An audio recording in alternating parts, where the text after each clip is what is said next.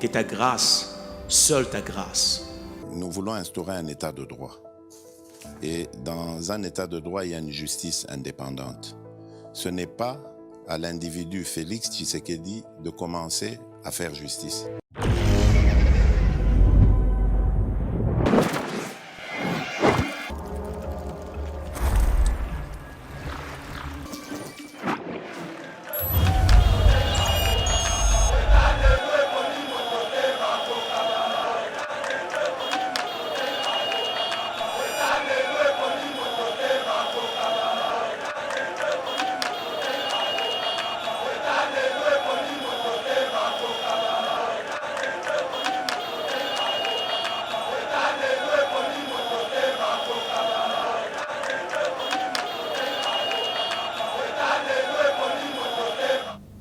Bonjour mesdames et messieurs, bienvenue dans notre émission Éveil patriotique, émission Topé Sabino d'information à l'Ico-dominé scène politique congolaise na li sur Kebolexi week-end moko kitoko. En tout cas, alors actualité est à li dominé bongo na baisse, il y a ba prix, il y a ba billet. Il y a avion déjà arrêté ministériel ici.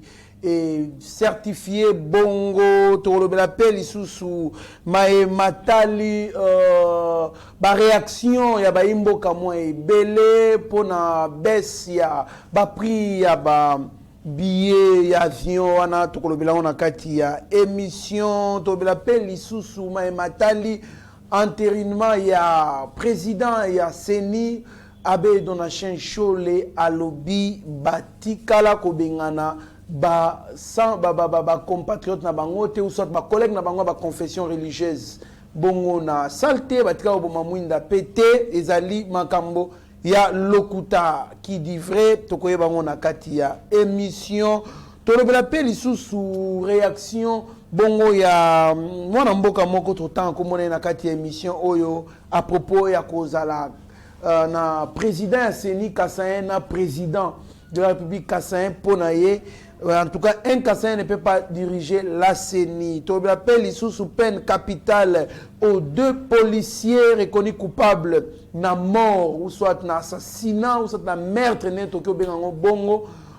Il y a étudiant ou qui bongo na kokufwa likolo ya kashne tokolo belango lisusu kaka na émission oyo.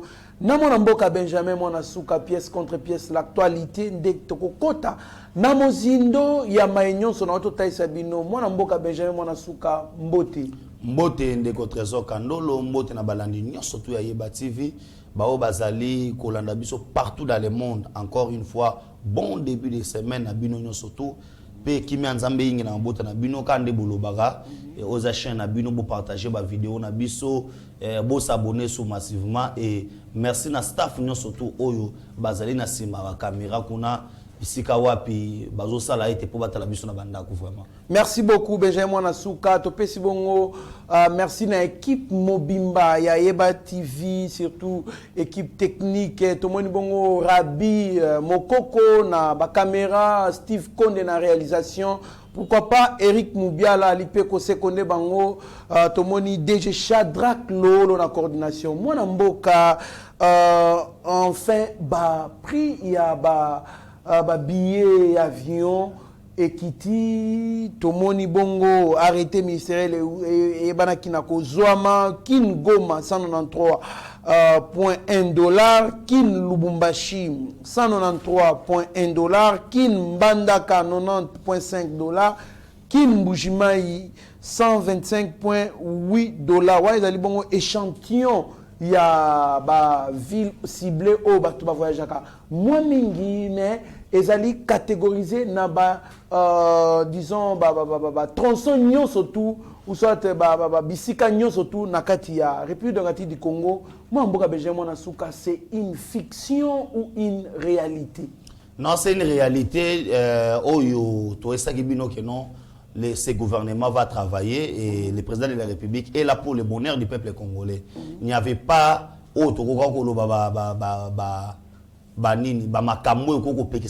et comme une application. Et ce qui veut dire quoi? Voyant toutes ces histoires ici, nous comprenons comment pendant 18 ans, dans ce régime, on a eu des gens qui ne voulaient pas et que Congo qui est de Liboso. Et ça, ces gens-là étaient contre la République démocratique du Congo.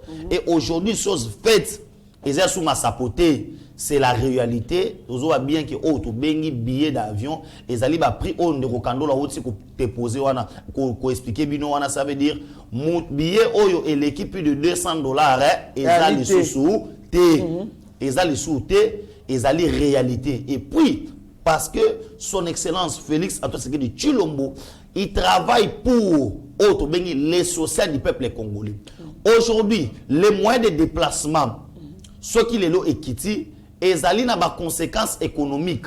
Na bateau yo ba osa ba déplacement wana, na bateau ke no somba ba marchandises, na bateau ba ke na bipai na bipai, ezape na kunango. Et aujourd'hui quand nous parlons du social, ça fait partie du social du peuple congolais parce que on suppose que non, bisika il fallait dépenser $2,000, $4,000, je peux dépenser aller-retour $500, aller-retour na séjour na ngana 4. Neto beta ki na de ko trésor kandolo avec non, to ko ke ne pe mbandaka to limbisa kitoko to memi pe moins loko na Kinshasa mais na $220 et courtir pe auto bengi séjour na biso, chose qui était impossible. Je dois bien expliquer au peuple congolais que non, aujourd'hui to yeba d'abord que ba prix wana kiti parce que il y avait de ces gens là pendant 18 ans o ba ndeko majoré ba prix wana ba mongo wana ezokota na ba compte privé na bango.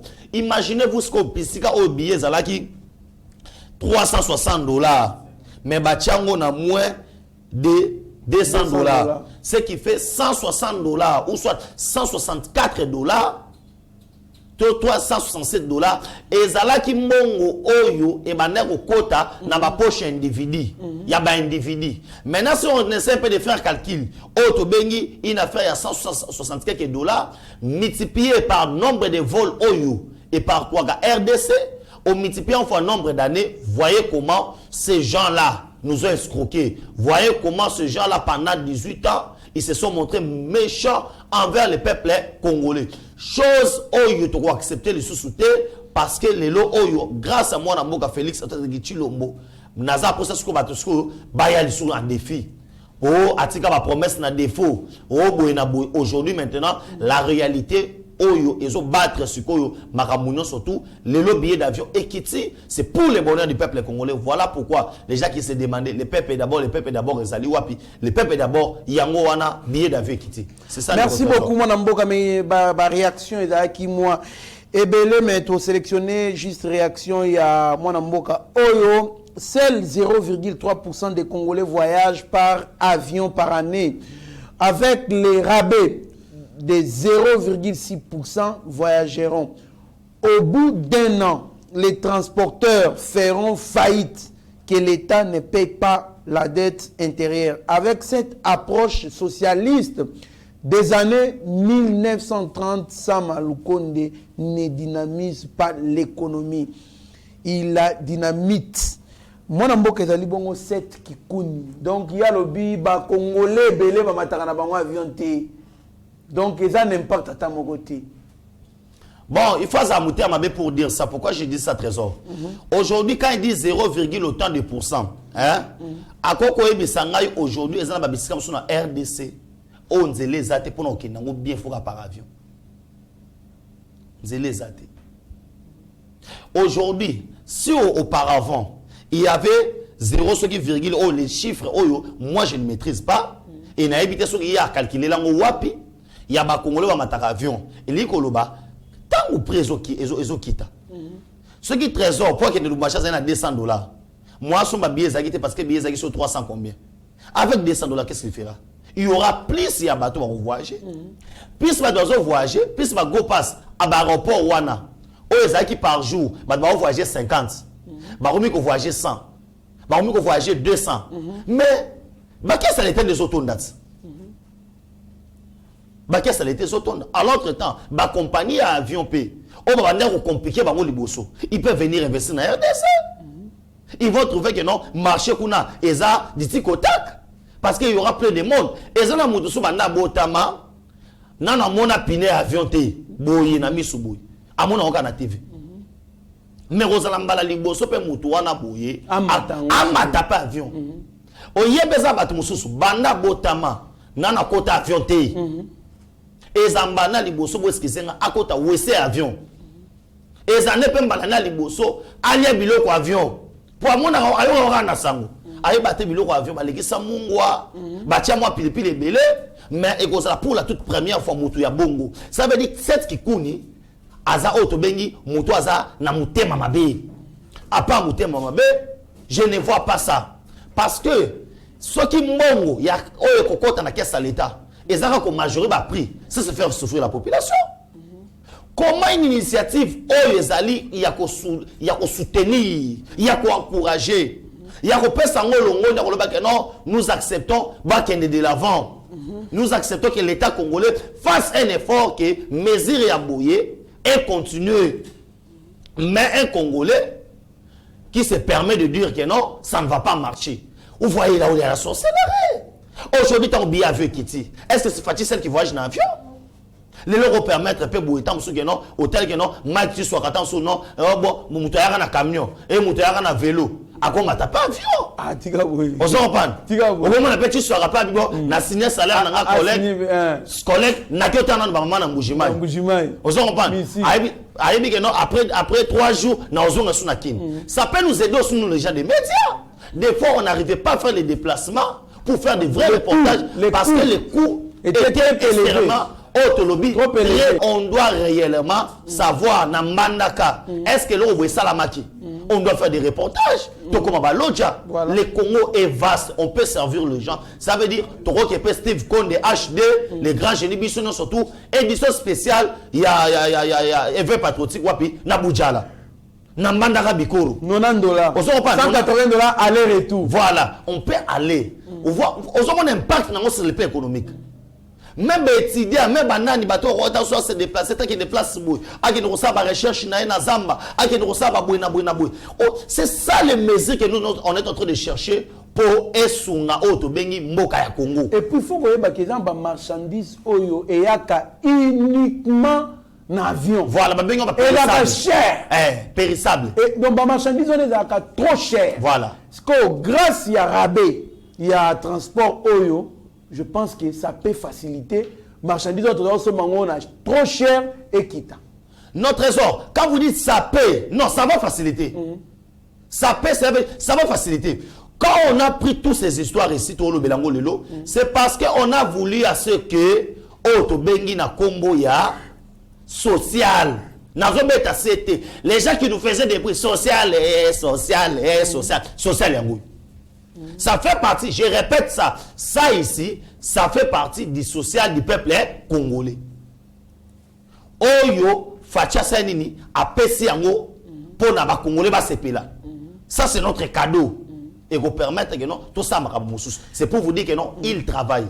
Tout à fait. Quand vous avez une élection, vous avez que non, baisse à prix d'avion, tout tient déjà. N'est pas de gratuité, n'est pas de marabondi bazo kangabato pour la marabouté ba corruption tout consort, impunité marabou ba obo et nabo. N'est pas de chisco, tout bagage sous ba billet d'avion. Parce que il a un impact sur baisse il y a ba marchandises na ba marché. Donc je pense que là si nous comprenons Ezali parmi ba grandes réalisations. Oh, Mokozamboka Ali co-réalisé. Mon amboka Benjamin Asuka polémique toujours autour. Il y a président, il y a Seni, don ancien Cholet à lobby. En tout cas, Babouaki Denis, Kadimate pour na tribu na ye, qu'on soit Babouaki pour na problème il y a éthique et puis témoignage. Oyo, témoignage qui il y a plus de 2 témoignages où il y a attesté qu'il y a des gens qui ont voulu corrompre quelques membres de la confession religieuse pour voter. Il y a des témoignages, il y a des preuves. Il y a des preuves. Preuves, il y a kolakisa yango na ba média te ezali une étape pour balakisa ba preuve na justice ba kolakisa ba preuve place telle ba kolakisa ba preuve mais cependant il y a eu aussi des réactions ya batu bisusu bali ko condamner eloko na makasi babi tozo exemple ndeko oyo alobi dans chaque pays. Les divergences politiques font partie de la vie démocratique et ne peuvent nullement constituer une source de haine contre une communauté à cause de la stigmatisation. Les Kassaïens ont déjà été victimes d'un génocide qui reste impuni jusqu'à nos jours. Et Zali Bongo Claudel, Lubaya, ou Zali proche, il y a ensemble, et bien ça déclaration. Oui, Ndeko Trésor, je vais un peu revenir en arrière parce qu'on doit expliquer au peuple congolais que le premier affaire Otto Bengi, point de presse, c'était la 5 ans. Ils ont expliqué la justice, qui parle na bango. Ils ont tout dit. Ils ont montré en deuxième lieu, je répète, ceux qui sont majoritaires. Ils sont venus, moi, j'aurais demandé à Abbé Cholé, il y a eu vote, il n'a pas eu vote. Parce que c'est là où ça pose problème. Parce que pour l'éthique, na et tout consort, balongola ka déjà ba candidat ya batou, tant ka boche. Sora amoni que éthique na banini ba éliminer ka déjà. Pourquoi ils ont laissé Batikiti na niveau ya ba voter quand ils ont échoué na candidat na bango? Ndeba ya kubisa makambo éthique ceux qui na moral, na ba mauvais témoignage. Balégation ya corruption et oya quand tant ka di mabimi ndeko mi corruption. Mais c'est ba ba batika le kana vote té. Ba batika le kana vote té ba qui en étude, il y a ba candidature, il y a ba candidat ba qui aligné. Ndeko Trésor. Maintenant, ce cas solo ba bongo, est-ce que la tanzambala ya pembe et lingo ba ke non, ozolo ba bosolo? Est-ce que la te la ma ya pembe, ko la te la ma ya pembe et lingo ba ndosolo ba bosolo? Pourquoi on doit mentir? Mais aujourd'hui ici, si ces confesseurs religieux là sont en train de mentir, bah si souana.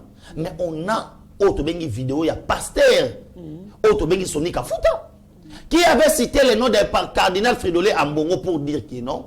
Premier critère, tant au Sangana qui liboso, critère à liboso, on peut dire le kuta. C'est pour vous dire maintenant que Trésor, bota la au niveau de Saleli. Oui, bota au niveau de Saleli na batu. Et bon basolo bande, il y a solo. Oh bandinga basolo bande, il y a le kuta. Mais vous êtes 6 et vous êtes 8. 6 ba le belo komoko, 2 ba le attaque ton Trésor. Bo sangana ki 8 personnes biso za kité. 6 bazo beta version moko. 2 ba beta version mususu. Ton numéro banane. Ton numéro ba allié belé. Voilà! Voilà! Et le candidat oyo bango ba aligné qui? Est-ce que pourquoi il n'a pas répondu sur ce sujet-là?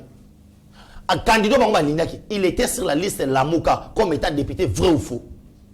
Wana ba boyango ba bino eza solo te. Il n'a jamais été candidat sur la liste de la Mouka ba boyango. Ndeko Trésor, pour le respect na bassin Nzambe, na ko dénigrer été. Mais c'est pas comme ça qu'un homme de Dieu peut aller aux médias pour mentir. Moi mboka Benjamin, est-ce que vous avez en preuve qu'il y a qui na liste de la Mouka? Mais il y a des documents aux les cas dans les réseaux sociaux. Oh to moni.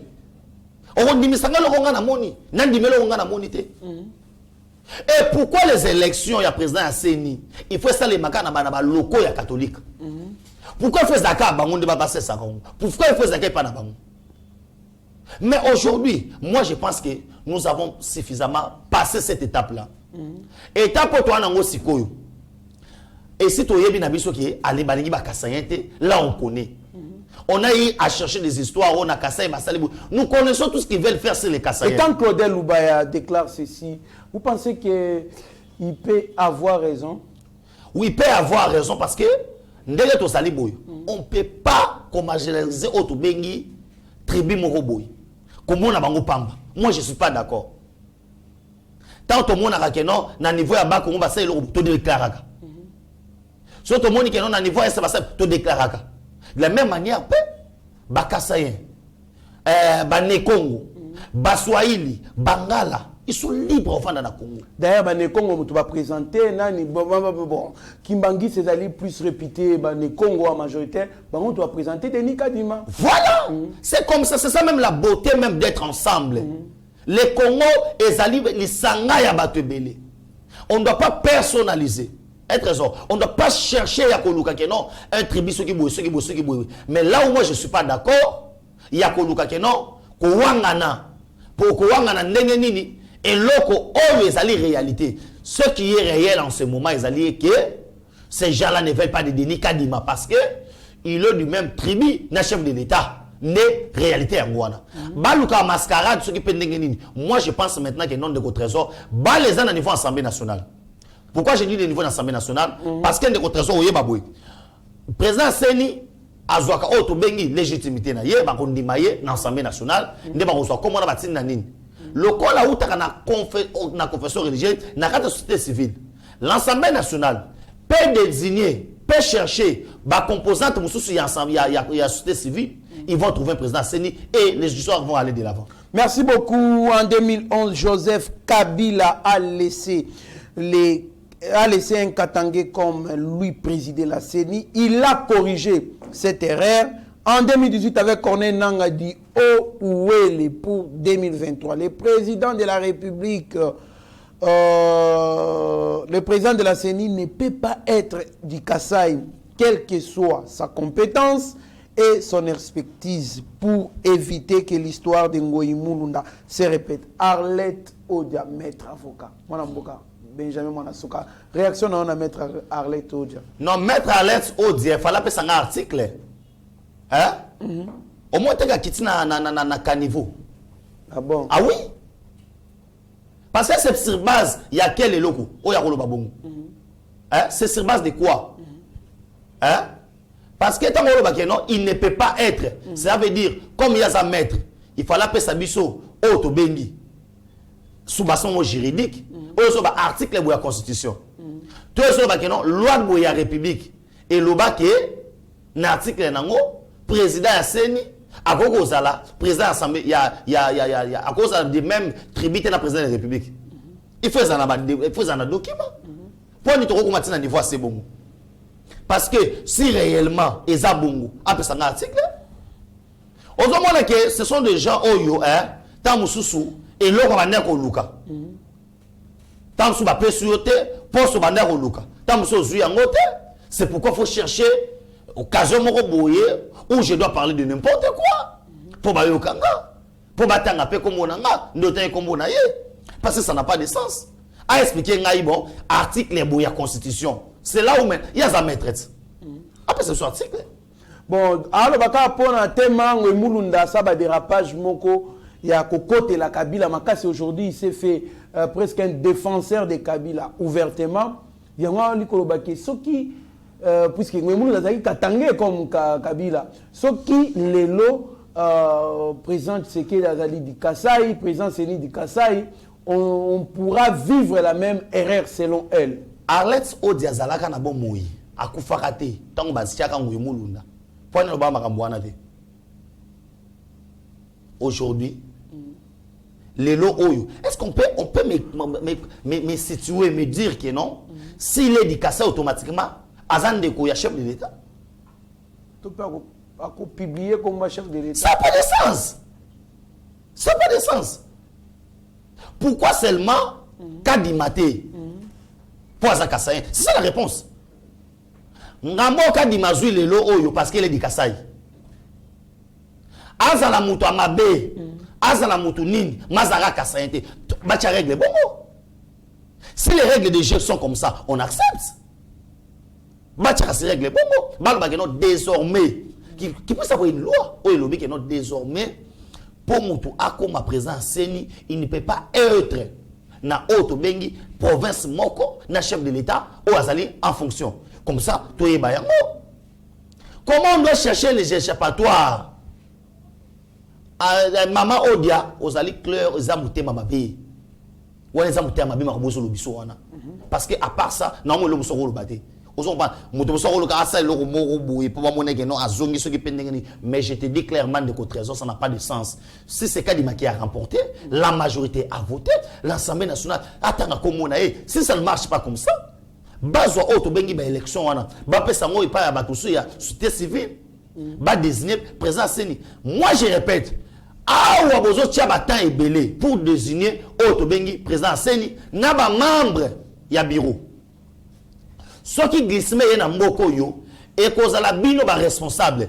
Tozo tenir peuple congolais en témoin. Mais glissement so yé déjà conséquence ndeko ça le glissement. Exacte que parce que est-ce que ça bon glissement so yé c'est-à-dire que conséquence. Voilà, cela veut dire Gisma soke yende kon trésor ndenga lobi. Donc il faut conséquence ya makambo bo sala lelo. O bo sala lelo. Maintenant lingi nzembo comme na monokote glissement, on fait des élections. Au moment où nous voulons les élections, vous retardez président Asseni na bakoka jambe. Maintenant qui dit vrai? 6 mois. Je suis papa Mbossou. Na hôtel bato baza 6. Parce qu'on peut pas. Tous dans la religion est athée. Ne retrésor kanolo. Ah, tous dans la religion est athée. Merci beaucoup, Mwana Mboka Benjamin Mwana Suka. En tout cas, ils allaient pas si mingi ceux qui bateau nankolo, bateau bazali supposé ko chakimia na batu. Bangonde mutu bali ko bendana. Oh sambela, oh salaboy, oh bima, oh boma mwinda, bo bima na sal toko kanga porte. C'est une honte terrible. En tout cas, et ali ko salanga soni makasi ceux qui bino wali ko yokana te bongo ba politique ba yokana ndenge. Ils allaient pas si mingi.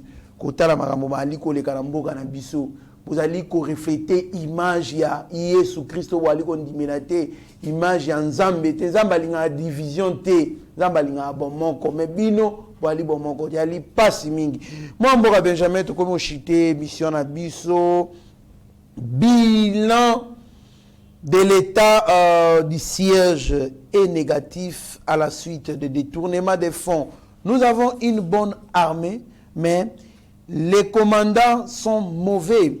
Ils construisent les maisons en étage. Ici à Kinshasa, roulent les carrosses alors que les militaires sont privés de tout dans les zones des opérations. Dévoile les députés Gracien Irakan. Moi, Namboka Benjamin Asuka.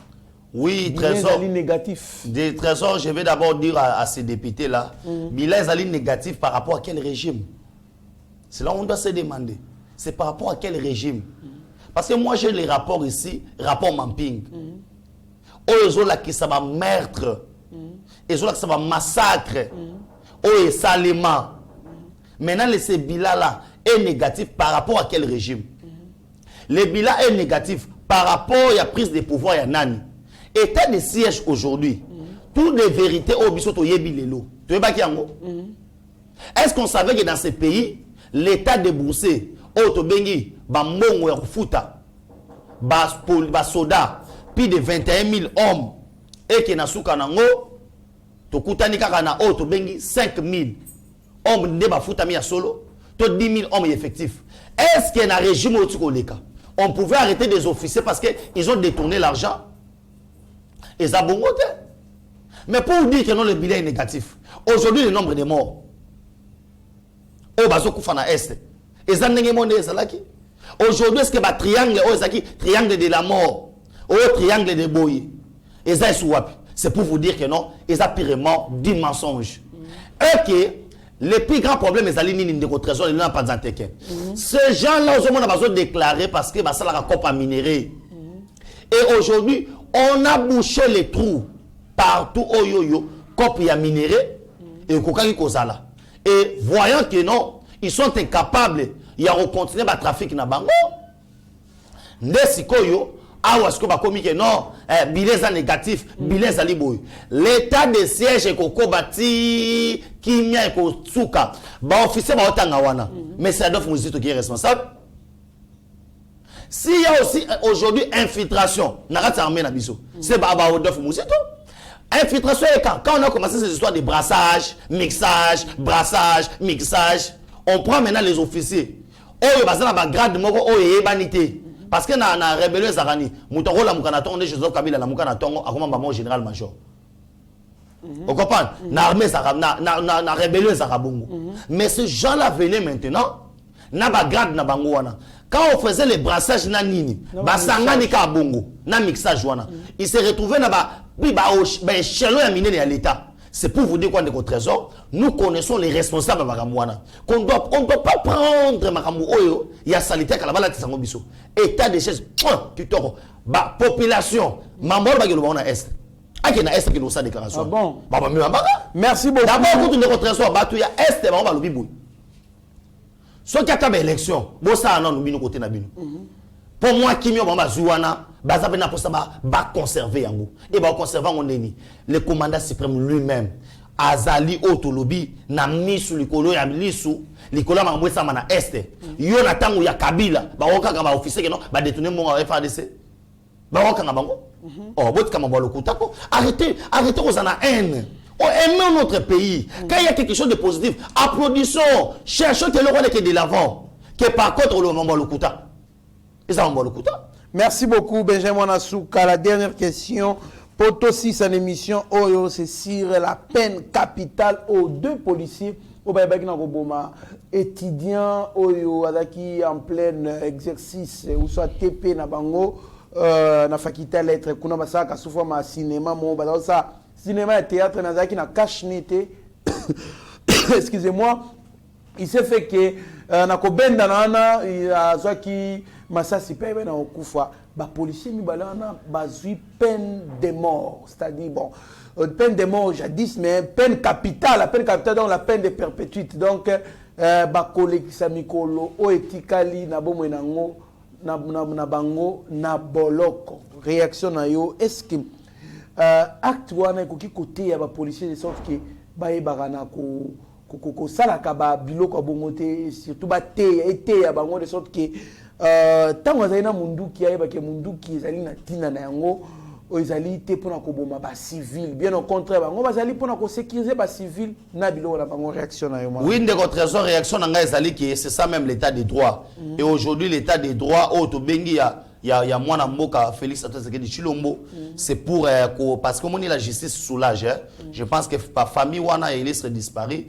Place au bango bazali na bisika baba okutana ezali que non eko soulager bango parce que papa na bango to papa ya bana wana mukolo mwana na kozonga invité mais au moins ko condamner na ba peine auto peine capitale bongo et pas ya batu oyoyo basala ki mabe wana. Je pense que c'est très important et bravo à la justice ne ba rendre justice pénale dans les camps famille oyo. Et je demanderai na ba agent de l'ordre soit policier, tu peux pas tuer ton compatriote à cause à cache nez.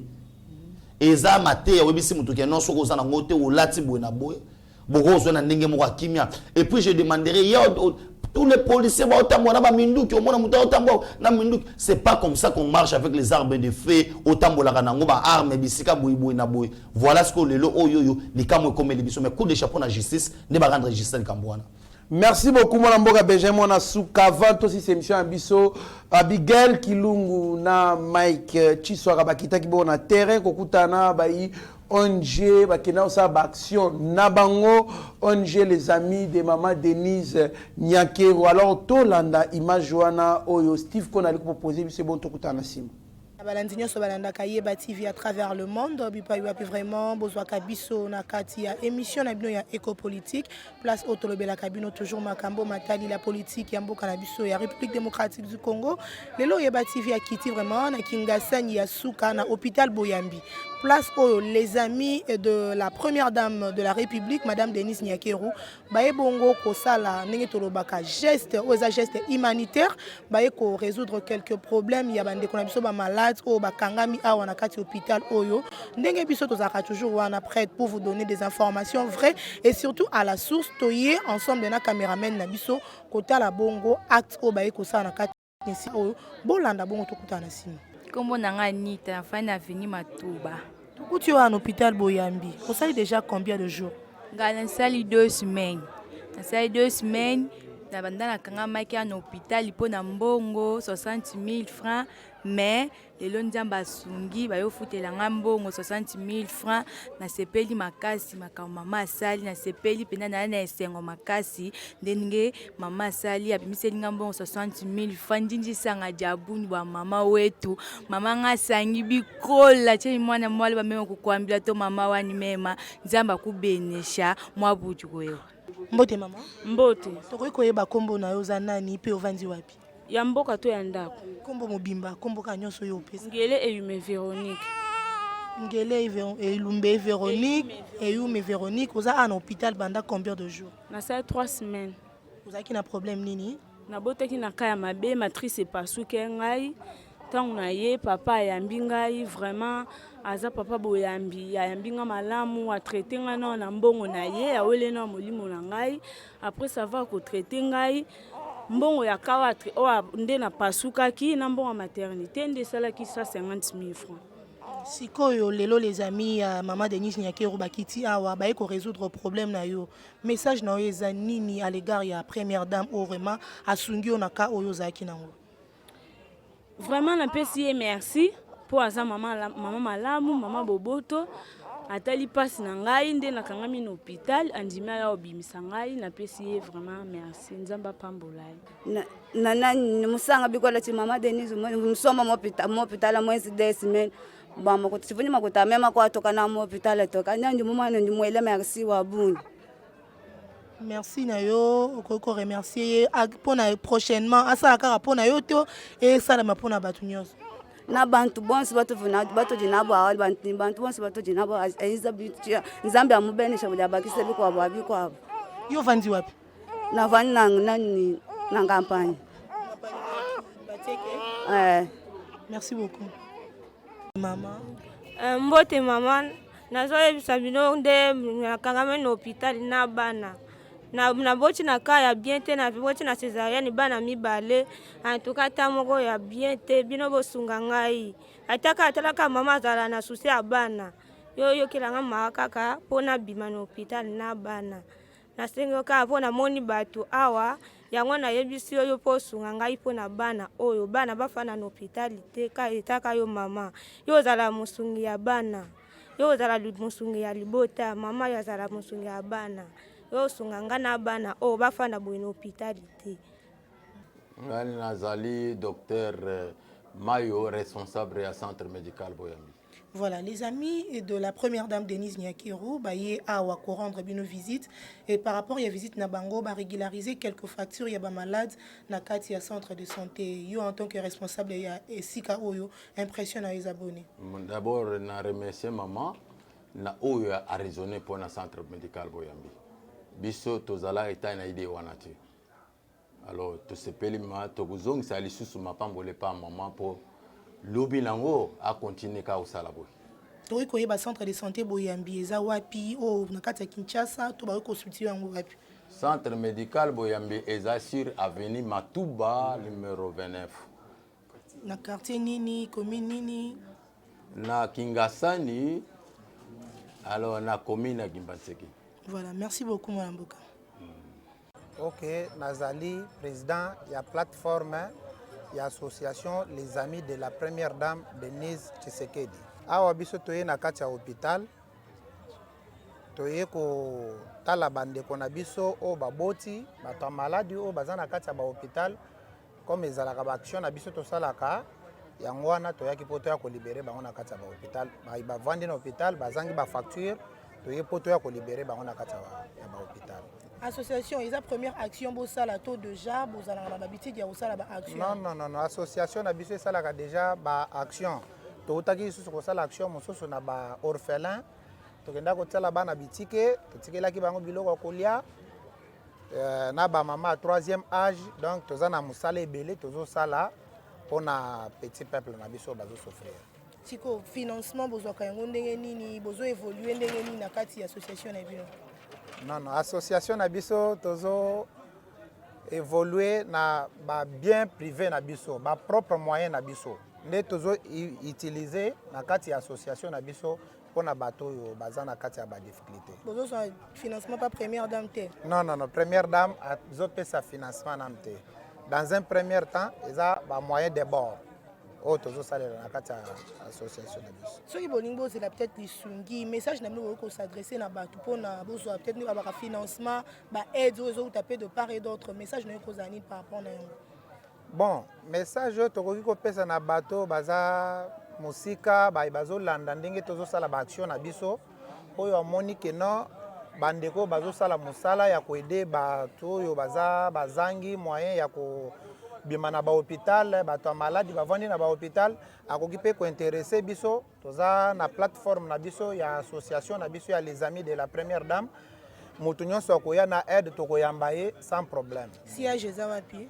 Siège na biso ezali na avenue Bendele numéro 32 na commune ya Kimbantseke na quartier Mikondo na Changu quartier Mikondo. Voilà. Merci. District ya Changu. Okay. Numéro peut-être pour avoir plus de précision, numéro et téléphone pour avoir besoin facilement. Bon, numéro nabiso ya téléphone ezali 084 041 57 03. Ce qui moto abengi na numéro wana akokuta ba responsable ya association bazali wana batu nyonso bazo travailler na kati association et loko nyonso akozala nango posa soki a se communiquer na numéro wana toko yambaye sans problème. Merci beaucoup. OK, merci. Association ya première dame Maman Denise Nyankero Tshisekedi tozo sala ba œuvre sociale tozo soutenir œuvre ya première dame pour na kokende ko visiter ba orphelinat ko visiter ba hôpitaux ba prison ko sunga bato o bazana ba kaya ba malade ba prisonnier ba misusu bazana ba moyen te pour na ko s'en sortir na ba place o bazali nde tozo kende pour na ko sunga bango par rapport à l'œuvre sociale et à la première dame de la République. Voilà, ce que le message nous a lancé dans bateau nous bazali kolanda yo partout na mokili. Message na biso ezaki tozo senga soutien ya bato nyonso o bazana mawa bazana motema ya mawa motema ya kosunga motema ya boboto lokola première dame batika kaka première dame te pona œuvre oyo bo soutenir biso à travers association ya première dame Nyankero Tshisekedi to sala musala elongo toza ba congolais to soutenir Congo mboka na biso po ekende liboso idée o ya Maman Denise eza idée moko ya malamu eza œuvre moko ya malamu alors to tika ye moko te babilo boko moko esokola ke longité to soutenir ye to sala biso elongo bongo mbo. Merci beaucoup mon mboka Steve Konde pour na image wana Benjamin Nasuka commentaire mukie sur Billy Luana.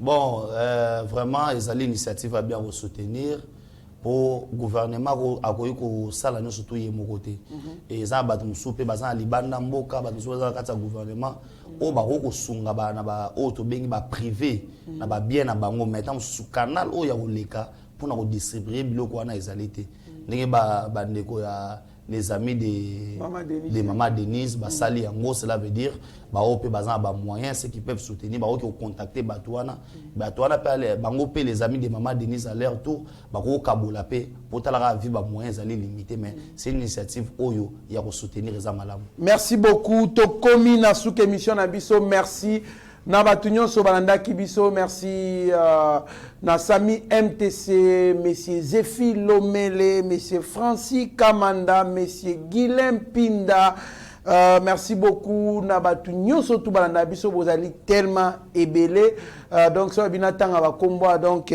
toko tanisa tongo mwana mboka Benjamin Nasuka tala caméra ya Rabi Mokoko na Mike Chiswaka na réalisation ya Steve Konde Opesa Malobano ya Suka. Maloba Suka ezali ete pona mukona lelo nzamba pambola ba Congolais nyonso tout. O bazo comprendre muke ke no mokonza mboka susi na ye ezaka Congo ekende liboso. Et susi wana nde biso tozana ngo mikolo na mikolo. Da hier kutu na makanisi wana kande tozui makambo bakeno to sala bilanga tout ça l'appelle élevage et ça l'a passé dans le roi Kinshasa ville le roi Kinshasa où on a plus de 13 millions d'habitants mais vous allez incapable de vous attendre à ferme moko ou produire plus de 1 million de makito 2 millions de maki par jour ça veut dire surtout to calculer Kinshasa lingoloba na semaine mobimba et ara passe na passe pourquoi je vous invite boya to sola mambo etali bilanga na élevage to lesa Congo numéro ya contact des alliés piste 143 9 70 40 89 57 piste 143 9 70 40 89 57 na pesi mbote na Maman Agnès Chinande ya yo ya mwana maman merci beaucoup. Merci beaucoup Benjamin Nasuka bon retour na ville province à Kinshasa na mwana mboka Mitterrand na pasteur Gilit au baza déjà na Kinshasa donc baza ki na déplacement na Goma na Bukavu et na Minto to ali koloba tozali déjà na bango merci beaucoup bozala branché sur Yeba TV bozala décider mieux vaut être maître de son silence que plutôt esclave de ses propres mots merci. Seigneur, que ta grâce, seule ta grâce. Nous voulons instaurer un état de droit. Et dans un état de droit, il y a une justice indépendante. Ce n'est pas à l'individu Félix Tshisekedi de commencer à faire justice.